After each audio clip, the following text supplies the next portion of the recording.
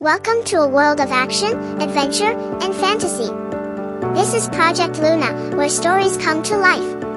Every episode, we bring you thrilling short stories that will keep you on the edge of your seat.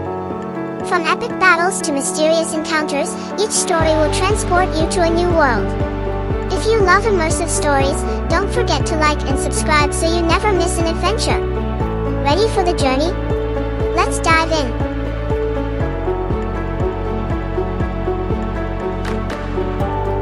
Blades of the Forgotten Kingdom. Part 2. The journey continues.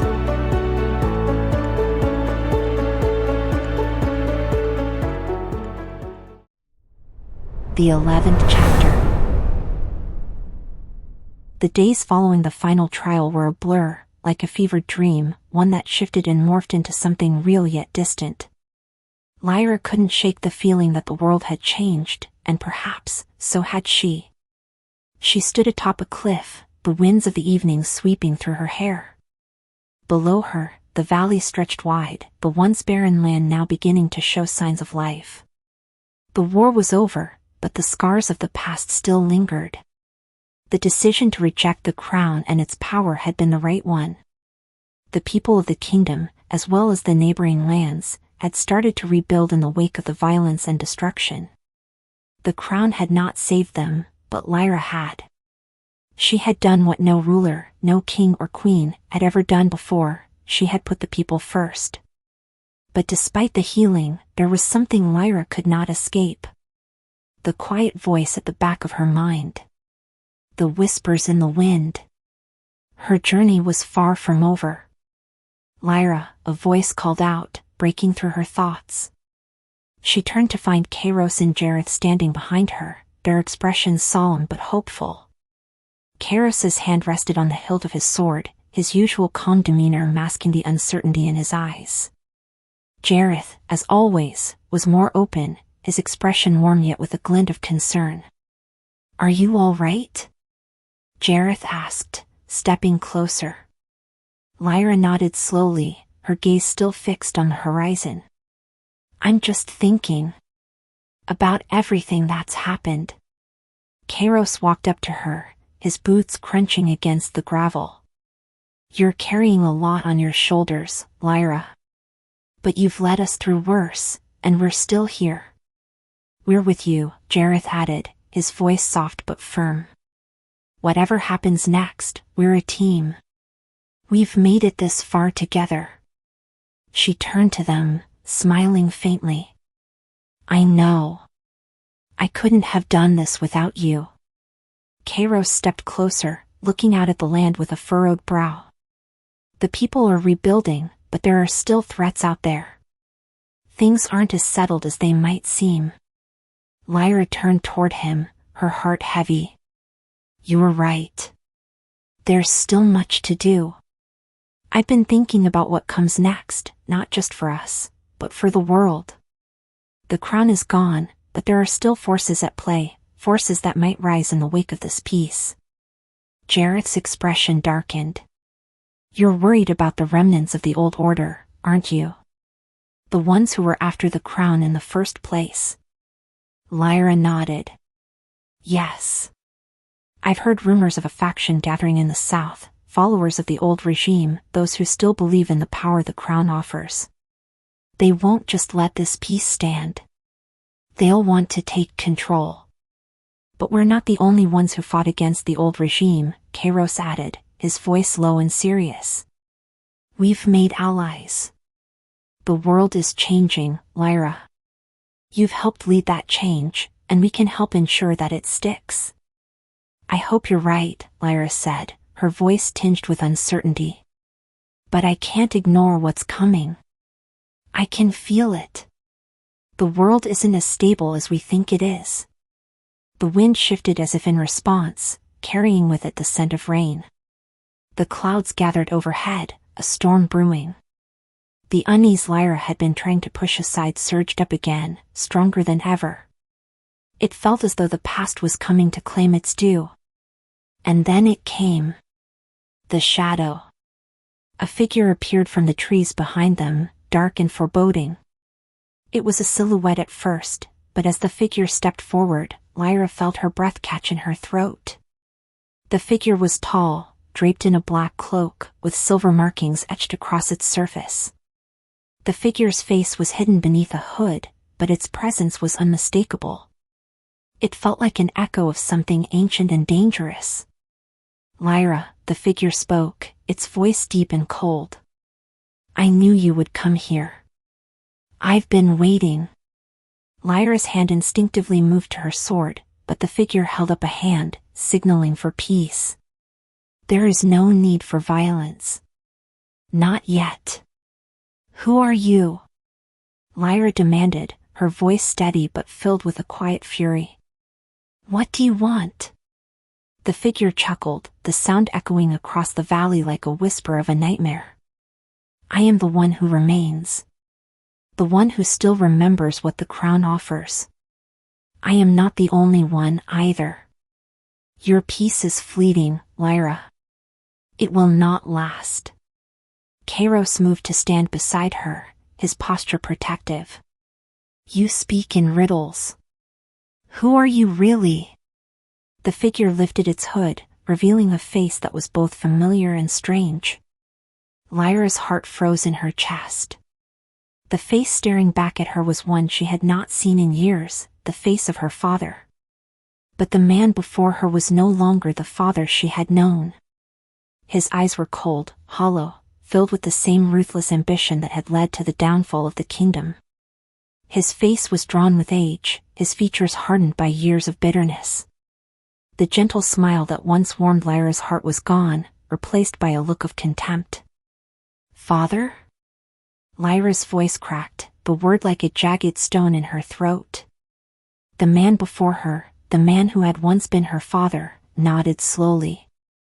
"Yes. But I am not the man you remember. I am the heir to a legacy that you thought was dead.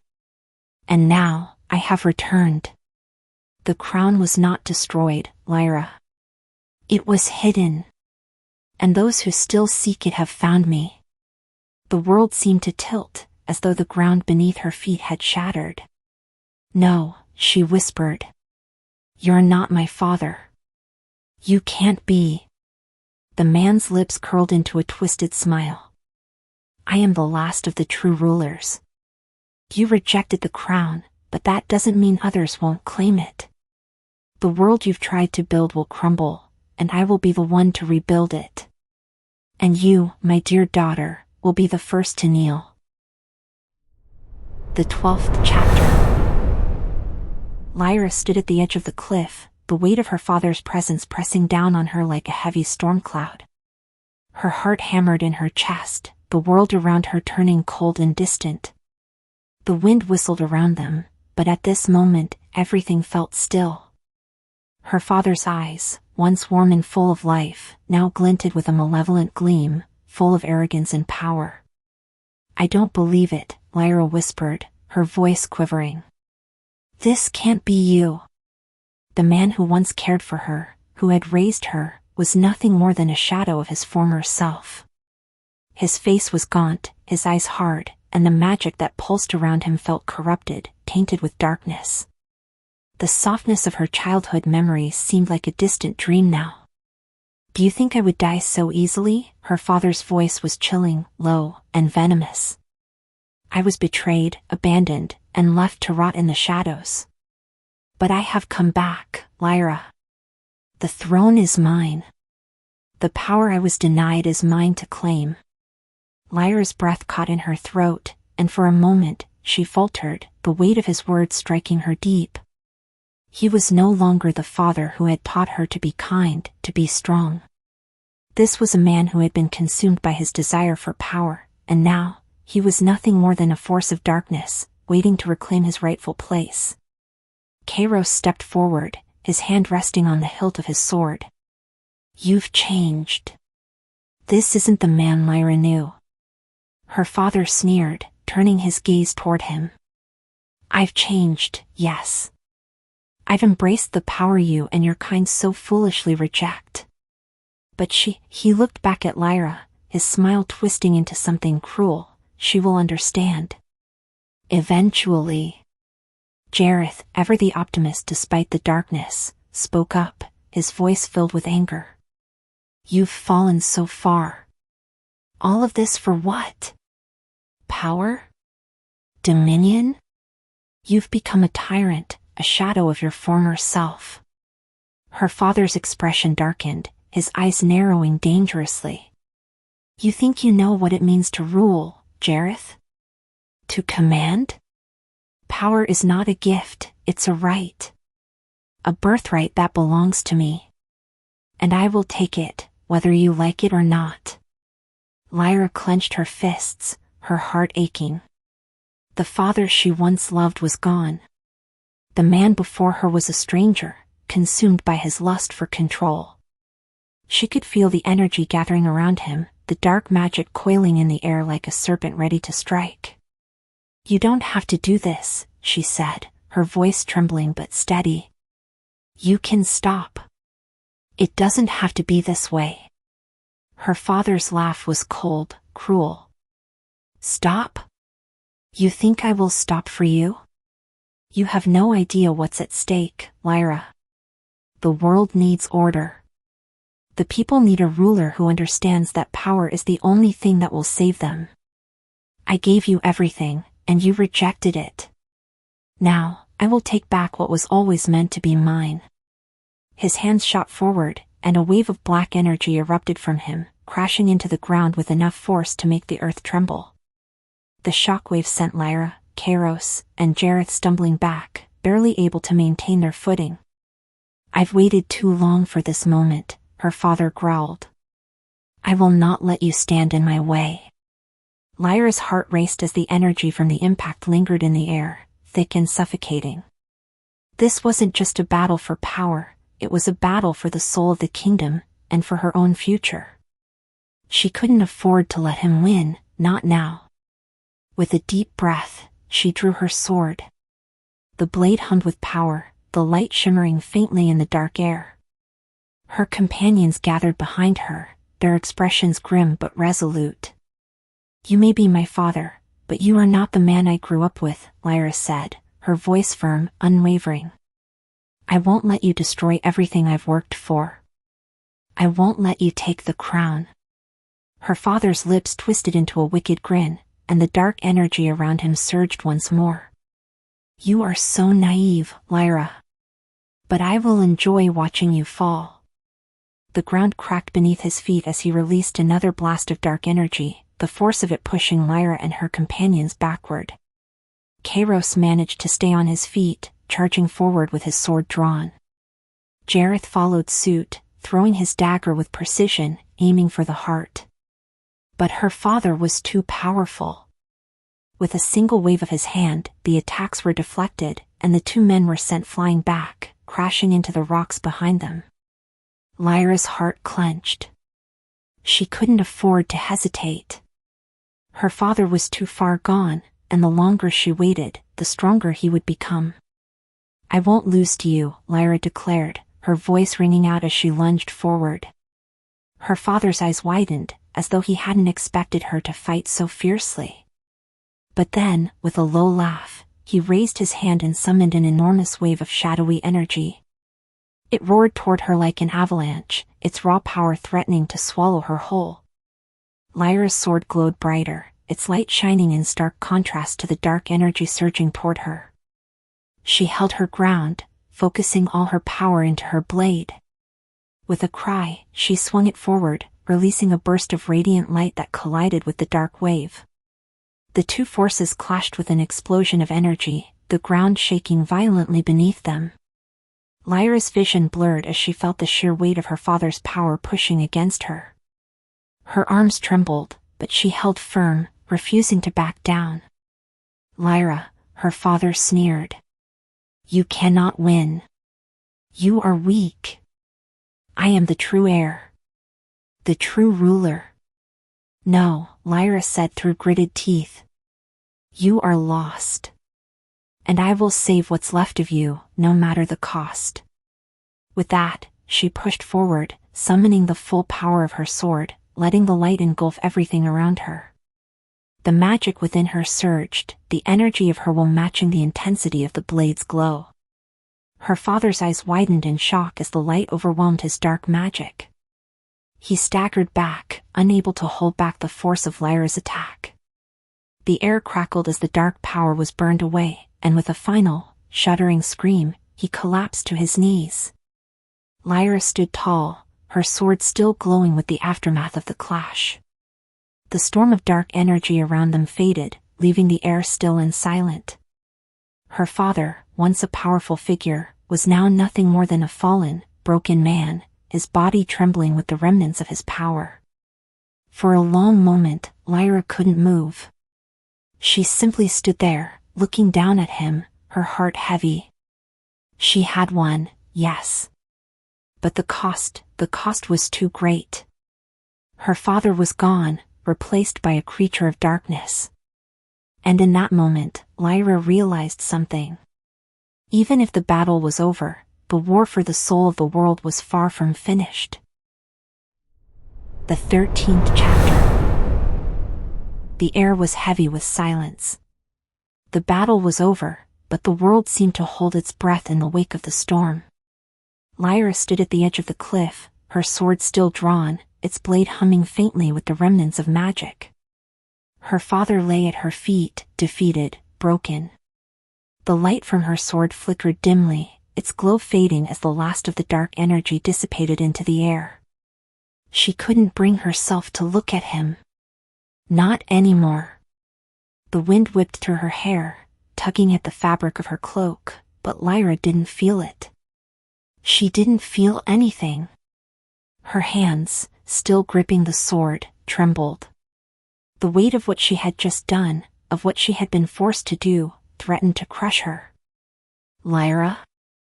She turned, and there stood Kairos, his face tired but resolute. His eyes searched hers, as if trying to understand the turmoil she was in. Behind him, Jareth was helping to steady himself against a boulder, his expression just as worn, though with a hint of relief. You did what you had to, Kairos said gently, his voice steady and comforting. You stopped him. No one else could have. Lyra didn't respond immediately. Her gaze shifted to her fallen father, her breath catching in her throat as she realized the full scope of the devastation that had been wrought, not just by the dark magic, but by the very fact that this was the man who had once loved her, the man who had given her life. And now he was gone, not by his own choice, but by hers. I didn't want to, she whispered, her voice barely audible above the wind. I didn't want any of this. I just wanted to protect everyone. I just wanted to save him. Kairos took a step closer, his hand gently resting on her shoulder. I know. But you did the right thing. Power like that, it can only destroy, not create. You couldn't have let him tear the world apart. Lyra closed her eyes, taking a deep breath. She knew he was right. But the ache in her chest, the gnawing feeling of loss, wouldn't fade. Not so easily. I don't even know who he was anymore, she said, her voice shaking. He was so consumed by his need for power that he lost everything. Everything, including himself. Power corrupts, Jareth said softly, now standing beside them. His voice was heavy with sorrow, but there was understanding in his eyes. It can twist even the best of us. And when you're blinded by it, there's no turning back. Lyra's gaze turned back to her father, her expression filled with quiet sorrow. What happens now? She asked, her voice barely above a whisper. What happens to me? There was a long pause. Kairos and Jareth exchanged a look, and then Kairos spoke, his tone firm but kind. Now, we move forward, he said. You've taken the first step. You've fought for the world, for the people who are still out there, struggling. Your father's choices aren't yours to bear. You have the strength to change things. You're not just fighting for power anymore, Lyra. You're fighting for something more. I don't know if I can, she said quietly, her gaze shifting to the horizon, where the first rays of dawn were breaking over the distant mountains. The light seemed almost too bright, too hopeful. "I don't know if I have it in me." "You do," Jareth replied, his voice full of quiet conviction. "You've already shown it. Every step of the way, you've proven that you have the strength to protect what's important. And that's what matters." Lyra swallowed hard, her throat tight with unshed tears. She wanted to believe them, wanted to trust in the strength they saw in her. But the path ahead seemed so uncertain, so fraught with challenges.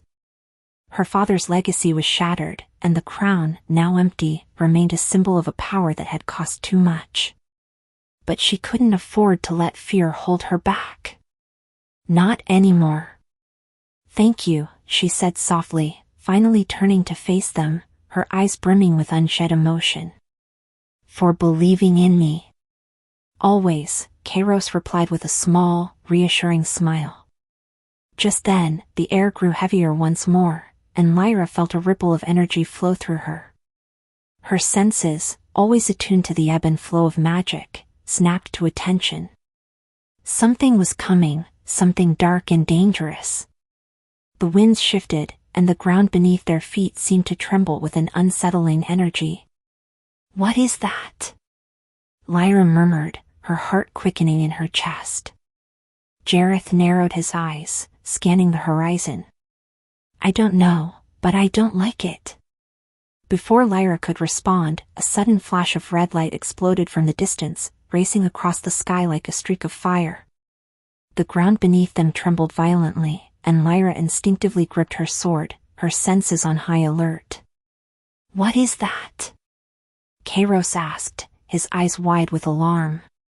The ground split beneath them, and from the fissure rose an enormous figure, half human, half monster, cloaked in dark armor that seemed to shimmer with malevolent energy. Its eyes glowed with a fiery intensity, and its enormous form seemed to radiate an aura of destruction. "Who dares to challenge me?" the creature boomed, its voice a deep, guttural growl that echoed through the valley. Lyra's heart sank. She recognized the energy. It was the same dark magic her father had wielded, but this creature was not human. It was something else, something far worse. "It's a demon," Lyra whispered in horror. The creature's laugh echoed across the land. "You have no idea what you've unleashed, child.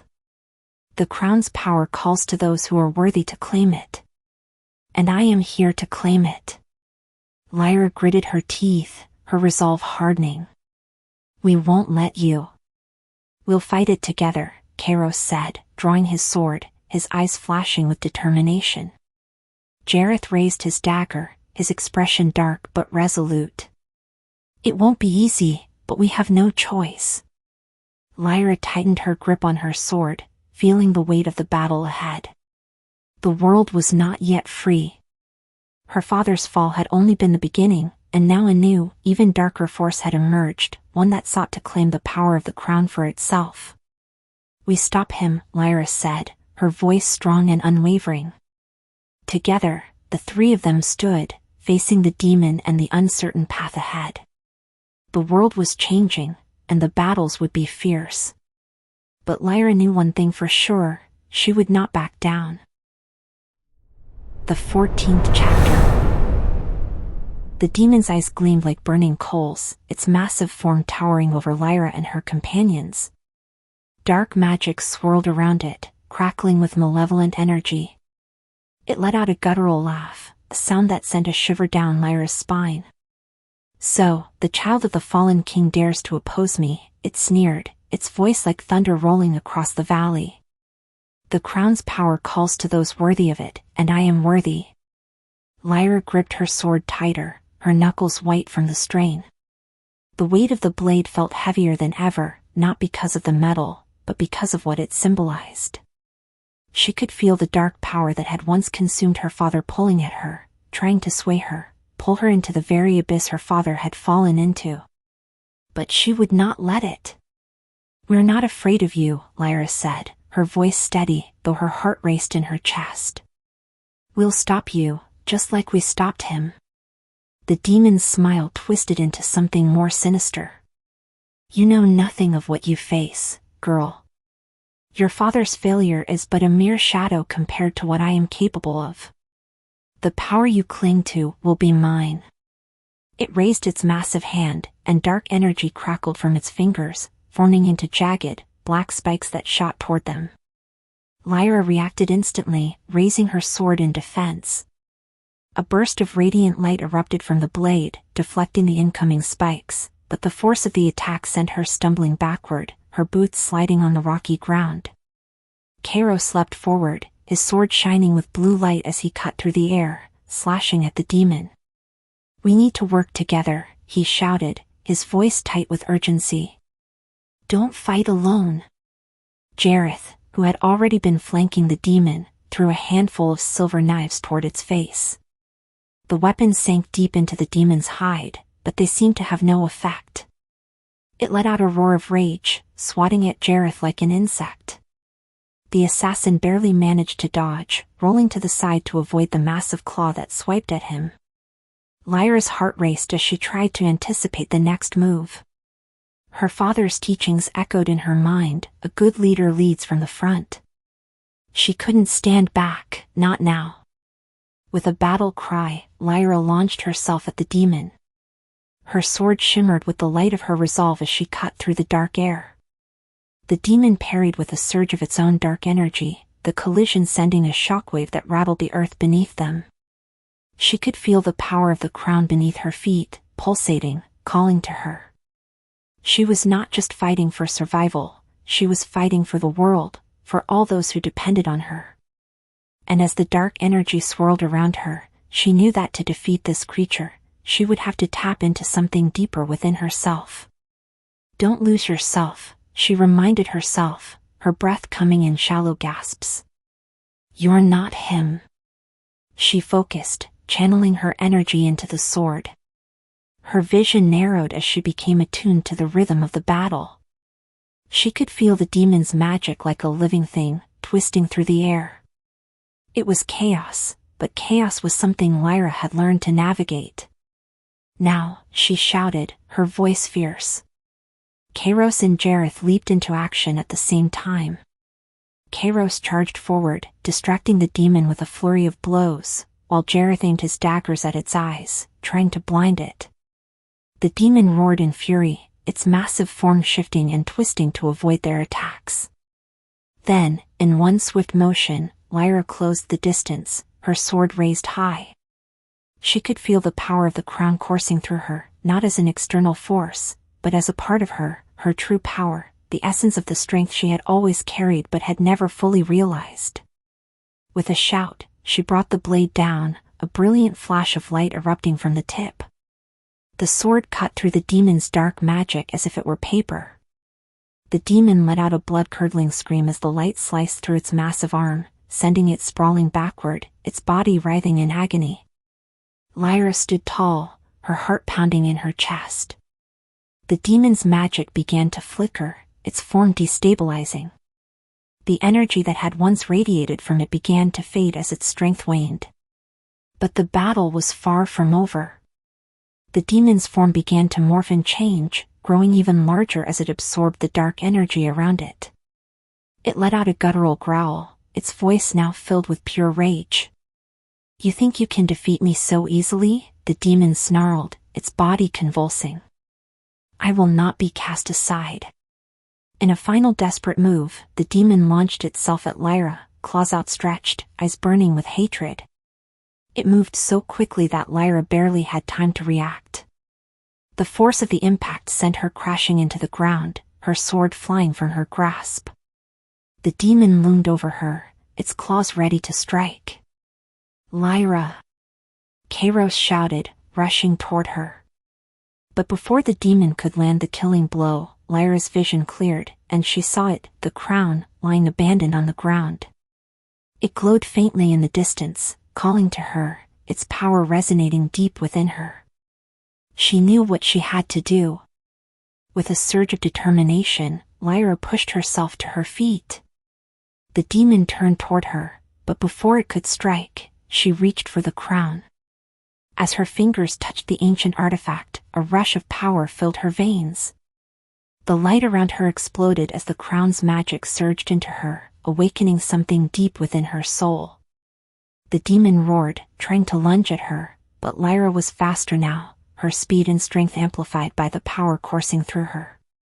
Her eyes burned with a fierce light, and as the demon's claws reached for her, she slashed through the air, sending a wave of radiant energy toward it. The blast hit the demon square in the chest, sending it careening backward. Its body cracked and splintered as the light consumed it, breaking it apart piece by piece.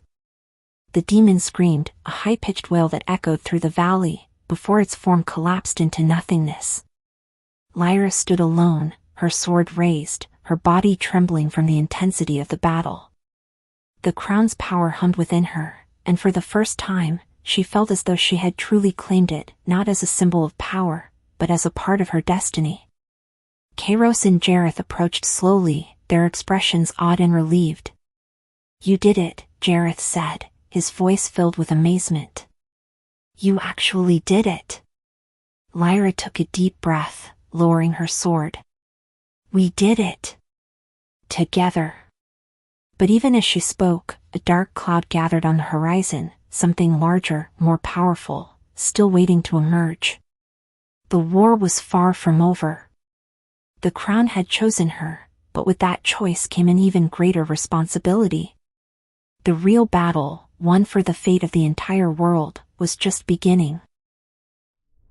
The 15th chapter. The valley lay in silence after the demon's fall. The air, thick with the lingering remnants of dark magic, now felt hollow. Lyra stood at the center of the battlefield, the crown still glowing faintly at her side, its power pulsing in rhythm with her heartbeat. Her sword was heavy in her hand, still humming with the energy she had used to defeat the demon. She could feel it, a strange, exhilarating force that had surged through her when the crown had awakened. It had felt right, like the power had always been a part of her. But now, as the adrenaline faded, a sense of unease settled in her chest. She hadn't been prepared for this. "Lyra, you did it," Kairos said softly, stepping beside her. His voice held both admiration and concern. He had seen the battle, had fought beside her, but now he watched her with a new wariness, his eyes flicking to the crown. "Did I?" Lyra whispered, her voice barely audible as she looked down at her hands. The power within her was still there, thrumming beneath her skin. She could feel it, pulsing like a second heartbeat, and it made her uneasy. "I've never felt anything like this before. It's as though the world is in my grasp. And yet, I don't know how to control it." "You will learn," Kairos said, his voice warm but edged with caution. "This is no small power. It will take time, Lyra. But you're not alone in this." Lyra's gaze drifted toward Jareth, who was still scanning the horizon, his eyes sharp. He hadn't said much since the battle ended, his usual calm demeanor replaced with a quiet intensity. "Jareth?" she asked, her voice hesitant. Jareth turned to meet her gaze, his expression unreadable. "The demon is gone, but we all feel it. That power you've taken into yourself, Lyra, it's changing the world. It's not just the crown. It's you." He paused, then added, "And that's what scares me." She looked at him in confusion. "What do you mean?" "The demon is gone. We won." "We've won a battle," Jareth interrupted, stepping closer, his voice low and urgent. "But not the war. The crown is a beacon, Lyra. You've attracted its power, but so have others. Those who would seek to control it, use it for their own ends. It's not just the demon that's aware of your rise, it's the entire world." A shiver ran through Lyra. The implications of Jareth's words settled in like a cold weight on her shoulders. "You mean, there are others like the demon? Others who want the crown?" Jareth nodded, his eyes dark with concern. "Worse than that. The crown calls to the most powerful beings in the world. Those who would stop at nothing to possess it. Then we'll stop them, Lyra said, her voice growing firmer, though the unease still clung to her. She couldn't let the crown fall into the wrong hands. Not now, not after everything she had fought for. Not everyone can be stopped, Jareth warned. There are forces you haven't even begun to understand, Lyra. And the longer you hold the crown, the more you become a target. I'll protect it, she said with resolve. I'll protect everyone. But her words felt hollow in the face of the uncertainty that loomed ahead. The demon had been just the beginning. What else was waiting in the shadows? The ground beneath them suddenly trembled, sending a ripple through the air. The trees in the distance shook, their leaves rustling in a wind that had no origin. Kairos and Jareth stiffened, and Lyra's hand instinctively went to the hilt of her sword. She could feel the energy in the air, something dark, something ancient. A shadow flickered in the corner of her vision, and before she could react, a figure stepped into view. A woman. She was cloaked in black, her hood shadowing most of her face, but Lyra could sense the power radiating from her like a storm.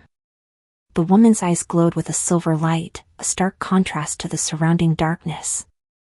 So, the heir of the fallen king lives, the woman said, her voice silky and cold. I've heard whispers of you, child. Lyra stood her ground, drawing her sword, its edge glowing in the dim light. Who are you? The woman smiled, but it was not a friendly smile. I am one who has waited for the crown to reveal itself. And now, it seems, you are the one it has chosen.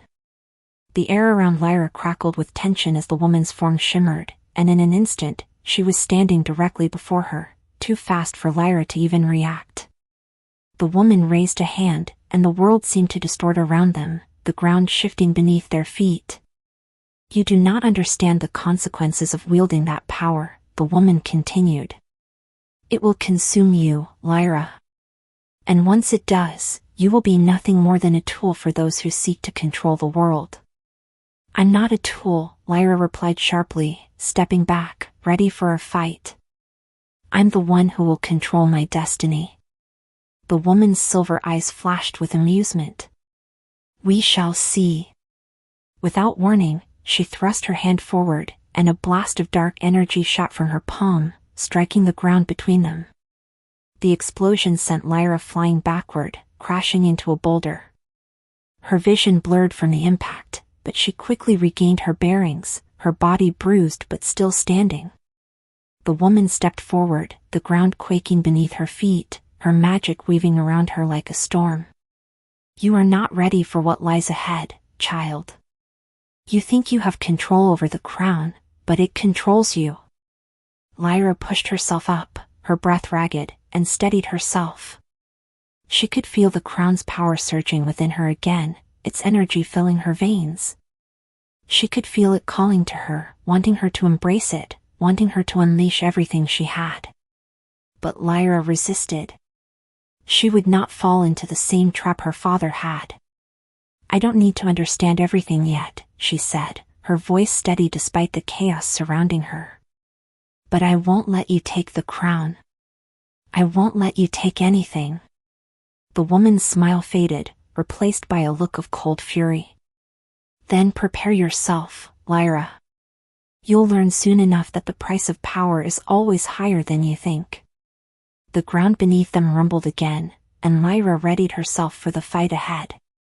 But in her heart, she couldn't help but wonder if she was truly ready for the battles to come.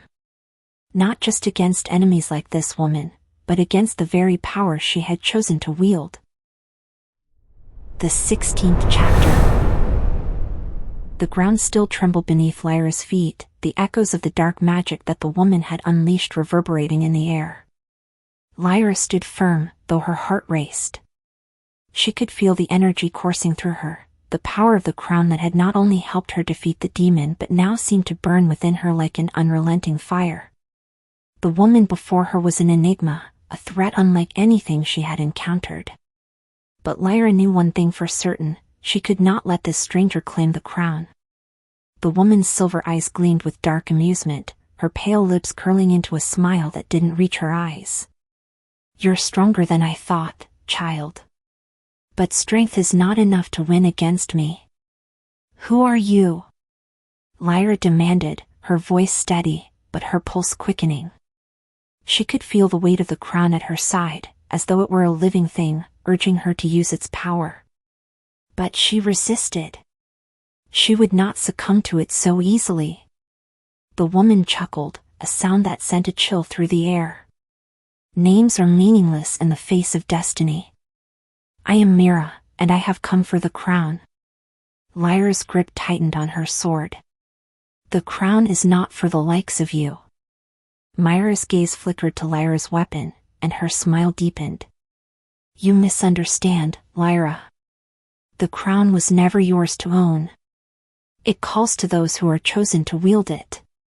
And you are merely a pawn in a game far greater than you realize. Lyra's heart skipped. Pawn? I'm no one's pawn. I am the heir of King Eldros, and I'll defend this world with every breath I take. Myra's eyes flashed with something akin to pity. Foolish girl. Your father was the same. He thought he could control the power of the crown.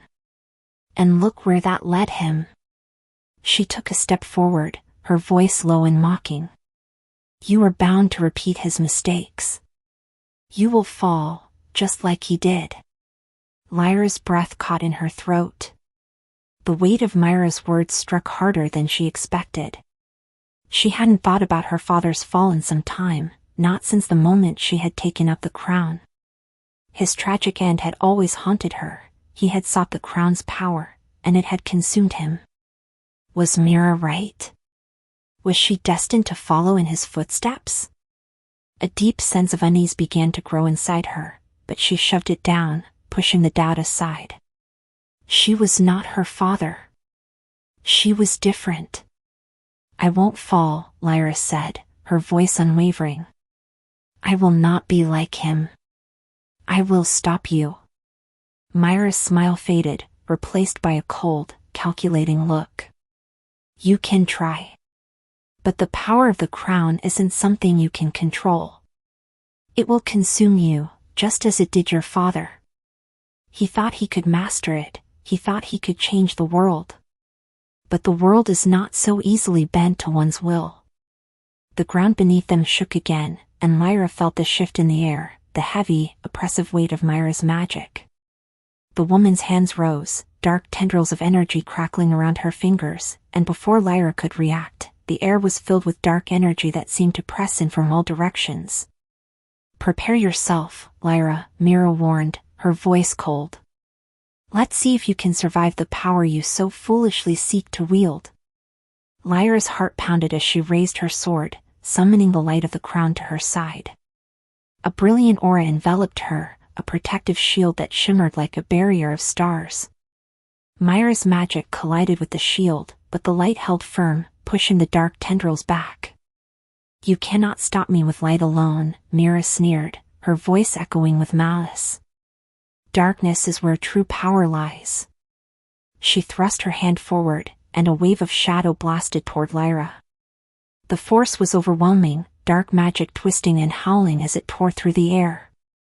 Lyra barely managed to dodge, the edges of the attack grazing her skin, leaving burning marks across her arms. Is this all you can do? Mira taunted, stepping closer, her power growing with every passing moment. You think that your father's legacy will save you? That you can rewrite the future with your weak will? Lyra staggered, the weight of Myra's words sinking into her. Am I weak? She thought, her breath coming in ragged gasps. Is this what my father felt like before he lost control? No. She could not afford to doubt herself now. The crown had chosen her. She would not let it consume her like it had consumed him. She clenched her fists, feeling the energy rise from within, the power of the crown swirling through her veins, hotter, sharper, more dangerous. No, Lyra whispered, steadying herself. I am in control. And I will stop you. Her sword glowed brighter, the light intensifying, as though it had a life of its own. With a roar, Lyra thrust the blade forward, sending a burst of radiant energy crashing toward Mira. The force of the attack was so powerful that it split the air with a deafening crack, the ground beneath them cracking as the light collided with Myra's dark magic. Mira gasped, her concentration faltering for a moment. The dark tendrils around her wavered, and Lyra seized the opportunity. With a swift motion, she closed the gap between them, sword in hand. She didn't hesitate. The blade cut through the air like a streak of light, slicing through the shadows that Mira had summoned. For a moment, it seemed as though time itself had stopped. Myra's expression twisted with disbelief before the sword's glow enveloped her, her form disintegrating into smoke and ash. But even as the shadowy figure dissolved, Lyra could feel the air grow heavier, as though a new presence was emerging. I warned you, Myra's voice echoed from the dissipating mist. You cannot escape the consequences of the crown. It will consume you. You will fail. Lyra stood in the aftermath, her heart pounding, her body trembling from the intensity of the battle.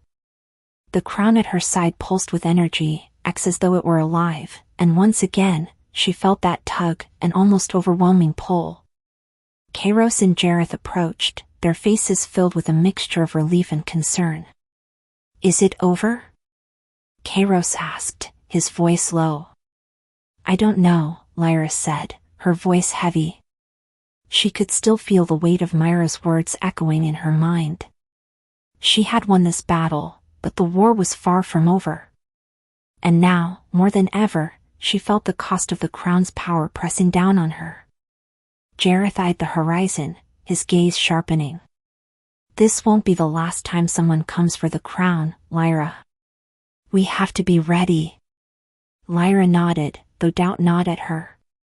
Could she truly wield the crown and survive the darkness that Mira had warned her about? She didn't know the answer. But she would find out. And she would not let the crown destroy her. Not like it had destroyed her father. The path ahead was uncertain, but one thing was clear, Lyra's journey was far from over. The 17th chapter. The sun hung low on the horizon, casting long shadows across the barren valley where the battle had taken place. The aftermath of the fight with Mira still lingered in the air like a heavy fog. The earth was scarred, the ground cracked where Myra's dark magic had collided with Lyra's light. But as the dust settled and the wind began to stir once again, Lyra couldn't shake the feeling that something else was at play, a deeper, more insidious force that tugged at her soul. Kairos and Jareth were silent as they walked beside her, the tension between them thick with unspoken questions. They had seen the power she wielded, but they had also witnessed the cost. Lyra could feel the unease in their gazes, the way they lingered on the crown at her side. The crown pulsed faintly, like a heartbeat that echoed through her body. She could feel it calling to her again, urging her to embrace its power completely.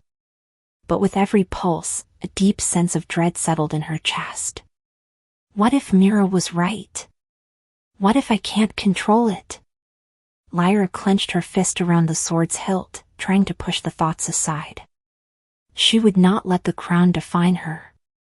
She wouldn't become another victim of its dangerous allure. But the doubt lingered, gnawing at her from within. We need to keep moving, Jareth's voice broke through her thoughts, calm but firm. Mira was just a messenger. Whoever is behind her won't rest until they have what they want. Lyra nodded but didn't respond. Her mind was still racing, trying to piece together what Mira had said. Who was the woman really? And why had she come for the crown? We should head to Arkenfell, Kairos suggested, his voice tinged with weariness. It's the nearest city. We can rest, regroup, and figure out our next move there. Lyra agreed without much thought, though the idea of resting felt foreign to her. Every fiber of her being was on edge, her senses heightened. The world felt more dangerous now, as though every shadow hid a threat, and every step she took might bring her closer to something she wasn't ready for. The journey to Arkenfell was long, and the sun had nearly set by the time they arrived at the outskirts of the city. A large wall of stone rose before them, the gates guarded by soldiers who eyed them warily as they approached. Lyra could feel the weight of their gazes, but she ignored them, focusing on the task at hand. The city of Arkenfell was a bustling trade hub, a place where merchants from all over the land gathered, and travelers sought refuge.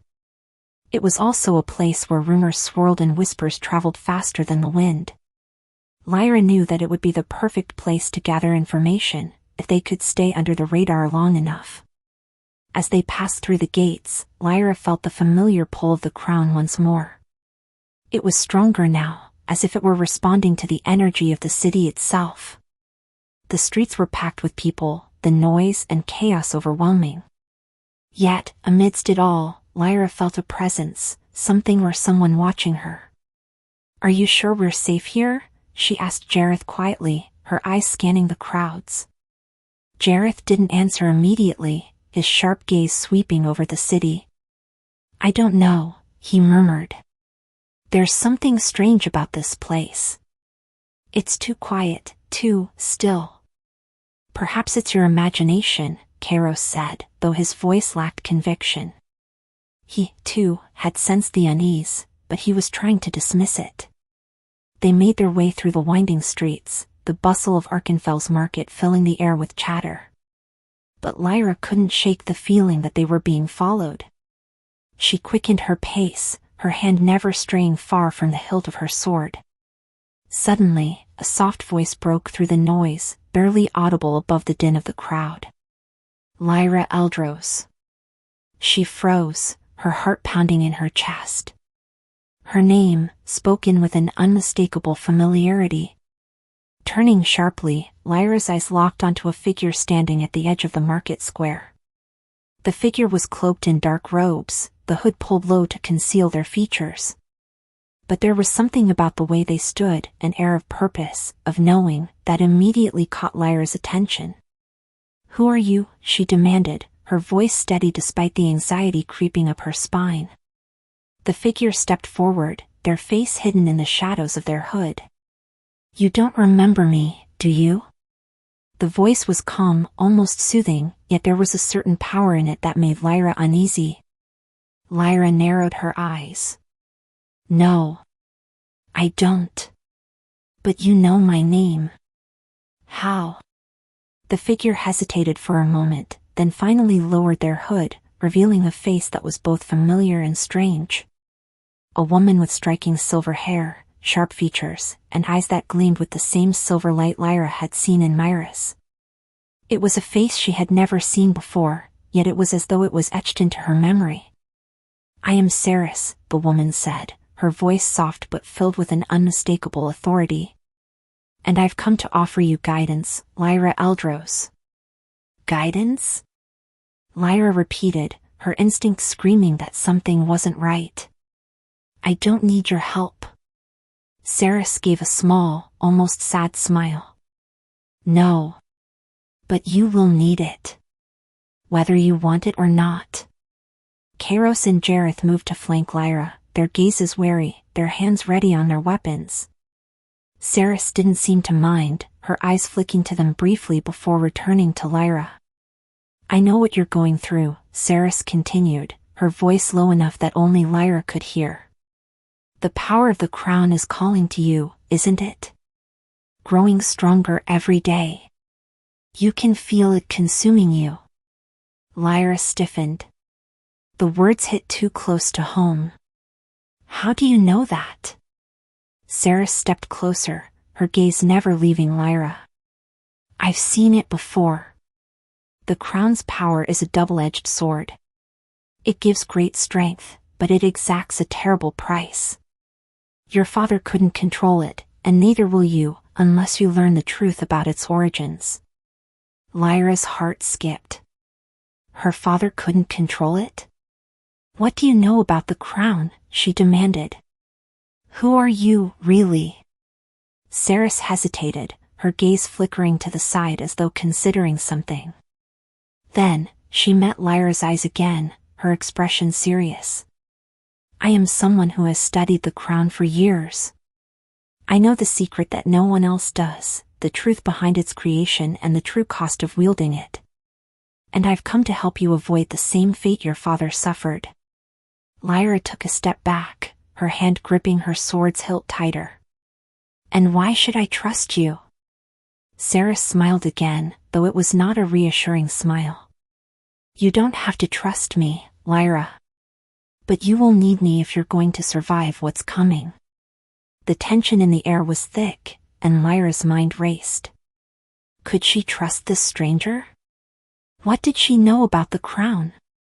And what was coming? Before she could respond, a sudden shout rang out from across the square. Thief! Someone stop that woman! Lyra's attention snapped toward the commotion, and in that instant, Saris was gone, vanishing into the crowd like a shadow. Damn it, Lyra muttered, her hand still on the sword as her mind reeled. The truth was out there, but she would have to fight to uncover it. And now, it seemed the fight was far from over. The 18th chapter. The morning after Saris disappeared, Lyra woke with a heavy heart. The encounter from the previous day haunted her, the words of the mysterious woman echoing in her mind. You will need me if you're going to survive what's coming. The weight of those words was like a stone pressing against her chest. Could Saris truly offer the answer she sought? Or was the woman another agent of darkness, trying to manipulate her? Lyra sat on the edge of her bed in the inn, the faint morning light filtering through the shutters. Kairos and Jareth had already left, likely scouting the city or gathering supplies for their next move. But Lyra couldn't shake the feeling that something was off. The crown at her side pulsed, faint but undeniable. It seemed more insistent than before, its power growing like a storm on the horizon. I can't let it control me, she thought firmly, but the doubt crept back in. Could she control it at all? With a deep breath, Lyra stood up and dressed quickly, her hand briefly brushing over the sword she had come to rely on. Her father's sword. The one he had wielded before his tragic fall. It was a constant reminder of the burden she bore. Before she could dwell on it any longer, there was a knock at the door. Lyra? Kairos's voice called from outside. We need to talk. Lyra opened the door, finding him standing there, his expression serious. Behind him, Jareth lingered, his face grim. What's happened? Lyra asked, her voice tinged with concern. Kairos stepped aside to reveal a young man standing behind them, his clothes ragged and his face pale. His eyes were wide with panic. He looked like someone who had seen too much and was now running from something. This is Thorn, Jareth explained. He came to us with urgent news. He says he's been followed by a group of mercenaries, and that they're after something. Thorn swallowed hard, his hands trembling as he looked at Lyra. They're after you, Lady Eldros, he said in a breathless whisper. Lyra's heart skipped a beat. Me? She repeated, her eyes narrowing. Why? Thorn shook his head. I don't know. They said you have the crown. His voice faltered, and he looked over his shoulder nervously as if expecting something to burst through the door at any moment. They're dangerous. I barely escaped them last night. They have no mercy, and they'll stop at nothing to take what's yours. Mercenaries? Lyra asked, stepping closer. Who sent them? I don't know, Thorn whispered again. But they were talking about a master who wants the crown. They called him the one who waits. At the mention of the name, a chill ran down Lyra's spine. The one who waits. She had heard of him in passing, whispers of a shadowy figure who had been amassing power in the shadows. But there had been no concrete evidence. Until now. Lyra turned to Kairos and Jareth. We can't stay here. We need to leave before they find us. Kairos nodded. Agreed. We can't risk being trapped in the city. The streets will be crawling with enemies soon enough. They quickly gathered their things and prepared to leave the inn. Thorn, still visibly shaken, insisted on accompanying them, though he was clearly out of his depth. As they made their way through the winding streets of Arkenfell, Lyra's senses were on high alert. She could feel the presence of eyes upon her, watching, waiting. The hair on the back of her neck stood up. As they approached the city gates, the sound of hoofs echoed from behind them. Lyra's heart leapt. She whirled around, instinctively drawing her sword, just as a group of riders emerged from an alleyway. Their faces were covered by dark hoods, but there was no mistaking their intent. "They've found us," Jareth growled, his hand reaching for his dagger. The riders advanced, their horses moving with purpose. They were mercenaries, their armor tarnished but functional, their eyes cold and determined. "We don't have time for this," Kairos muttered, pulling out his bow and knocking an arrow. "We fight our way through." Lyra stepped forward, her hand tightening around the hilt of her sword. Her heart pounded, and for a moment, she felt the crown's energy surge within her, like a tidal wave ready to break free. But she held it back. She would not fall prey to its power, not again. "Get ready," Lyra said, her voice steady. "We fight together." Without another word, the mercenaries charged, swords drawn and shields raised. Lyra met the first attacker head-on, her blade cutting through the air with deadly precision. The clash of steel rang out, the sound of battle filling the streets. Kairos and Jareth fought beside her, their movements fluid and practiced. Thorn stayed close to Lyra, though his fear was evident. He was no fighter, but he seemed determined to help in any way he could. The mercenaries fought with ruthless efficiency, but they were no match for the trio's experience.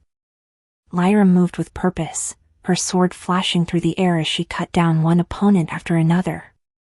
The crown pulsed within her, but she refused to let it control her actions.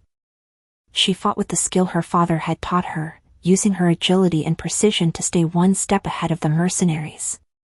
But then, amidst the chaos, a new figure appeared at the edge of the battlefield. A man cloaked in dark robes, his face obscured by a hood. His presence was different from the mercenaries, calm, controlled. He watched the fight with an almost eerie detachment. Lyra felt a shiver run down her spine. There was something about him, something unnatural. She could feel his eyes on her, his gaze cutting through the noise of battle. "Stop," the man commanded, his voice low but carrying a weight of authority. The mercenaries hesitated, their weapons lowering as they turned to him. The man stepped forward, his eyes locking onto Lyra. "You are Lyra Eldros, aren't you?" Lyra narrowed her eyes, her sword still at the ready. "Who are you?" "I am one of the One Who Waits agents," he said, his voice chilling. "And I've come to bring you to him." Lyra's heart raced. The One Who Waits, the man who had been hunting her. "You've been running long enough," the agent continued. "Now it's time to come with me." Lyra's grip tightened on her sword, the crown's power whispering in her mind, urging her to act. The agent's presence was oppressive, and she could feel the pull of something darker, something that wanted to control her. "I don't think so," Lyra said, her voice steady. "If the One Who Waits wants me, he'll have to come to me." The agent's lips twisted into a cold smile. "Very well, princess. But know this, he will come. And when he does, you won't have the luxury of choice." The agent turned and signaled to his mercenaries. They vanished into the shadows, leaving Lyra with a sense of foreboding. "We can't run forever," Jareth muttered, wiping blood from his blade. "The One Who Waits will keep sending people after you." Lyra stood tall, her heart beating faster. "Then we make our stand. But we need answers.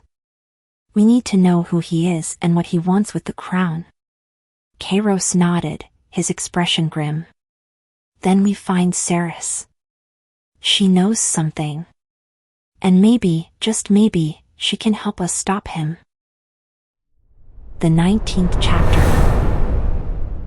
The air was heavy with the scent of smoke and distant rain as Lyra, Kairos, Jareth, and Thorn made their way through the dense forest that lay outside Arkenfell. The city was behind them now, but Lyra's thoughts were still there, swirling with uncertainty. The mercenaries had been a warning, a taste of the dangers that awaited her. And now, the man known as the one who waits was drawing nearer. Lyra kept her hand on the hilt of her sword, her eyes scanning the path ahead. The crown at her side throbbed faintly, its power like a constant hum at the back of her mind. It was as though the very earth beneath her feet was connected to the force she carried. I can't afford to lose control again, she thought. Not now. Not when I'm so close. The road ahead led to the ruins of an old temple, where Ceres had told her they could meet in secret.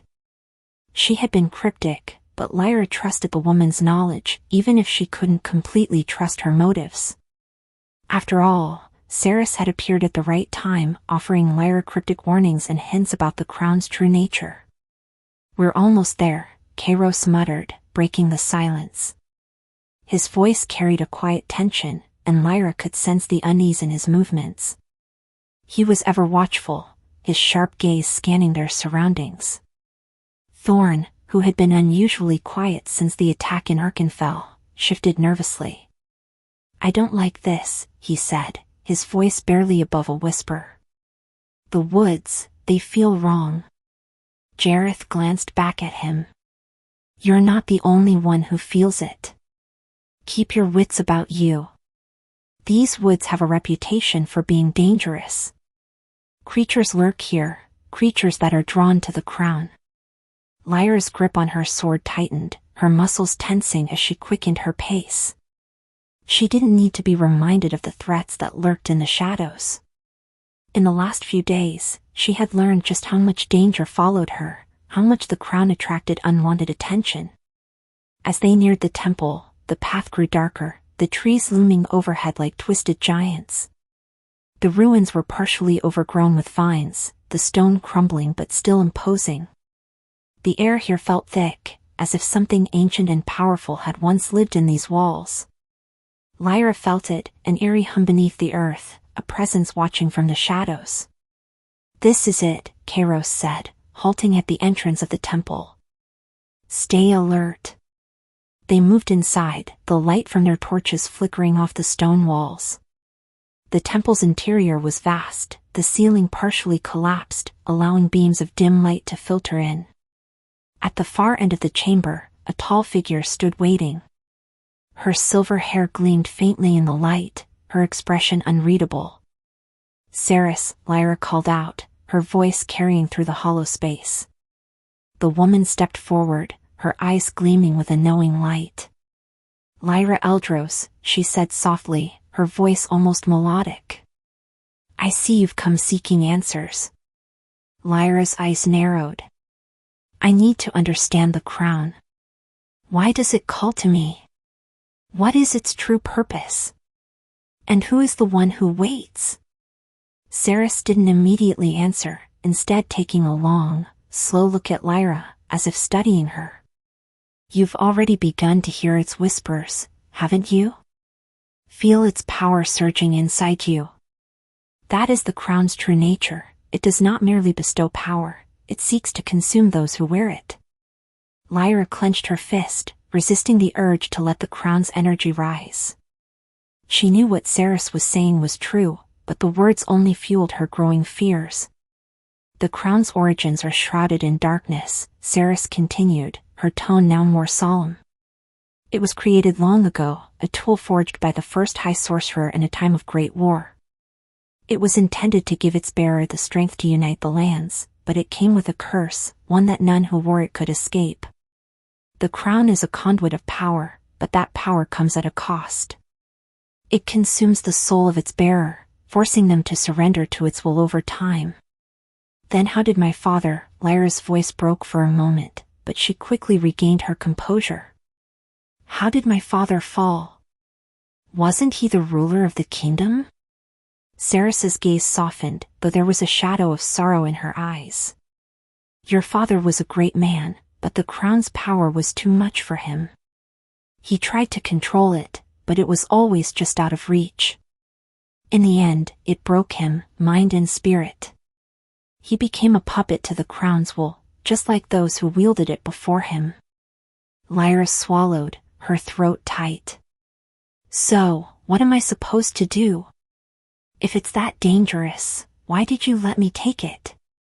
I did not let you take it, Ceres replied, her tone hardening. You chose to take it. And now, you must face the consequences of that choice. You cannot simply cast it aside without incurring the wrath of those who seek it. The one who waits. Lyra murmured, her eyes narrowing. You said he was coming for me. Who is he? Ceres hesitated, her expression darkening. The one who waits is a creature of pure ambition. He is neither human nor beast, but something in between. He was once a mortal sorcerer who sought to claim the crown's power for himself. He was consumed by his greed, and in doing so, he became a part of the crown's dark legacy. Now, he waits in the shadows, growing stronger as time passes. He wants to use the crown to break the barriers between the worlds and unleash an army of darkness upon the lands. Lyra's heart raced. And you think I can stop him? Ceres's eyes met hers, unwavering. I think you have no choice but to try. The crown is part of you now, Lyra. You cannot outrun it. You can only choose how to wield its power. And you must be prepared, because the one who waits will stop at nothing to claim it. He will use every dark force at his disposal to bring you down. Suddenly, a loud crash echoed through the temple, followed by the sound of footsteps. Lyra's instincts kicked in, and she drew her sword just as a group of dark-clad figures stormed into the chamber. They were the same mercenaries who had attacked her in Arkenfell, only now, they were led by a figure cloaked in shadow. Ceres, the figure hissed, his voice barely a whisper, but it was laced with malice. You've meddled in things that were never meant to be meddled with.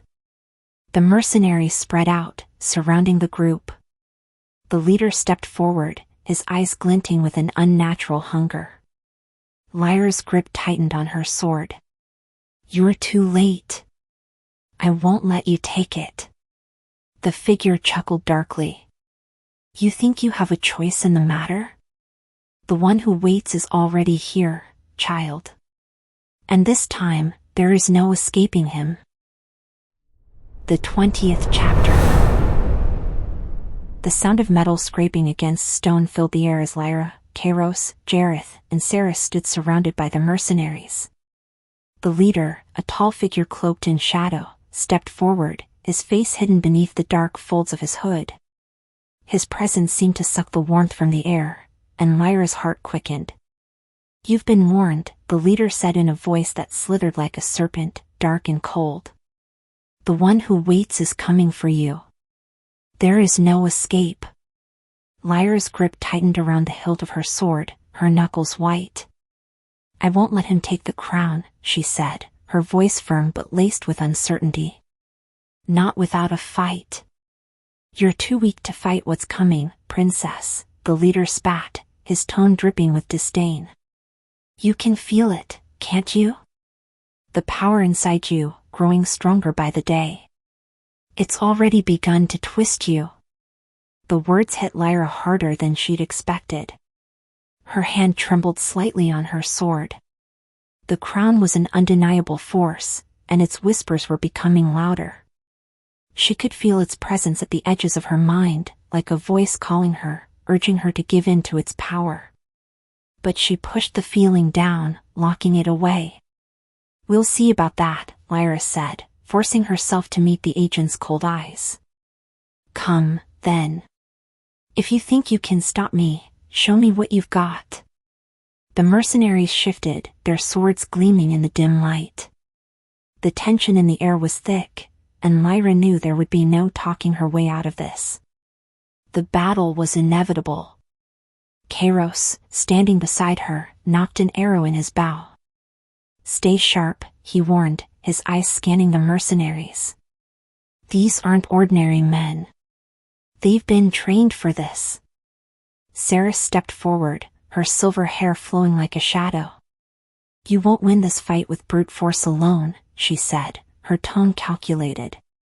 "These mercenaries are led by someone far more dangerous than you realize." Lyra looked at Ceres, her brow furrowed. "Who are they working for?" The leader's eyes narrowed, and he sneered. "You really don't know, do you? The one who waits has eyes everywhere. You're already too far gone to turn back." Before Lyra could respond, the leader raised a hand, and the mercenaries advanced with deadly precision, closing in on them from all sides. "Defend yourself!" Lyra shouted as the first mercenary lunged at her. In a flash of motion, Lyra stepped forward, her sword meeting the mercenary's blade with a clash that rang out in the silence of the temple. The force of the blow sent vibrations up her arm, but she held her ground. She could feel the crown pulsing against her side, urging her to draw on its power. But she resisted. "Not yet," she told herself. "I can do this on my own." With a swift twist, Lyra knocked the mercenary's sword aside and brought her blade down in a powerful arc. The man barely had time to react before she disarmed him, sending his sword skittering across the stone floor. He stumbled back, clutching at his side, but Lyra didn't give him a chance to recover. She spun and struck again, knocking him unconscious with a well-placed strike to the back of the head. "One down," Lyra muttered, her eyes scanning the others. Jareth had already engaged another mercenary, his movements fluid and precise as he disarmed the attacker and kicked him to the ground. "They're not as tough as they look," Jareth said, his voice tinged with amusement. "Just keep your wits about you." Kairos, ever the strategist, was picking off mercenaries from a distance with his arrows, each shot landing true. "We need to move quickly," he said. "They're not alone. More are coming." Ceres, meanwhile, stood back, her eyes gleaming as she seemed to watch the battle unfold with a detached calmness. Lyra couldn't help but wonder if Ceres was holding something back. Was she hiding her true power? Just as Lyra was about to take on another mercenary, the leader of the group raised his hand again, and the remaining mercenaries pulled back, forming a circle around their leader. Lyra frowned. Something was wrong. The leader smiled, but it was not a smile of victory. "You think you can win this fight?" he sneered. "You don't even know what you're up against."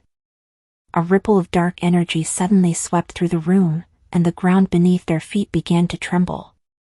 Lyra's heart skipped a beat as the air grew thick with an oppressive force. She could feel it, like the breath of something ancient and terrible stirring beneath the earth. "The one who waits is here," she realized in a cold flash of understanding. The leader's smile widened, his eyes glowing with an unnatural light. "You're too late, princess. The one who waits is already with us." In that instant, the air around them seemed to warp and twist, like the very fabric of reality itself was being torn. Lyra staggered backward, the overwhelming pressure making it difficult to breathe. The crown at her side pulsed violently, its energy feeding off the darkness. "Hold on!" Kairos shouted, grabbing Lyra's arm. "Stay focused." But the world around them was falling apart. The walls of the temple began to crumble, and strange, shadowy figures materialized out of the darkness, their eyes glowing with malice. They were not human, not entirely, monstrous shapes that seemed to flicker in and out of existence, as if they were made of pure shadow. "What are these things?" Thorn cried, his voice shaking as he clung to Lyra's side. "They are the servants of the one who waits," Ceres said, her voice cold and sharp. "The things he controls are not bound by the same laws as men." Lyra's breath came in ragged gasps. She could feel the crown's power surging within her now, urging her to unleash its full might. But the cost of doing so was greater than she realized. A voice, soft and haunting, echoed in her mind. You have the power to defeat them, Lyra. You have only to embrace me. Lyra's heart raced as the voice seemed to speak directly to her soul. The crown's whispers were louder than ever, drowning out everything else. She could feel the pull, the temptation to take the power and use it to obliterate the shadowy creatures before her. But then she heard Kairos's voice, urgent and filled with concern. Lyra, don't listen to it. You can defeat them without the crown.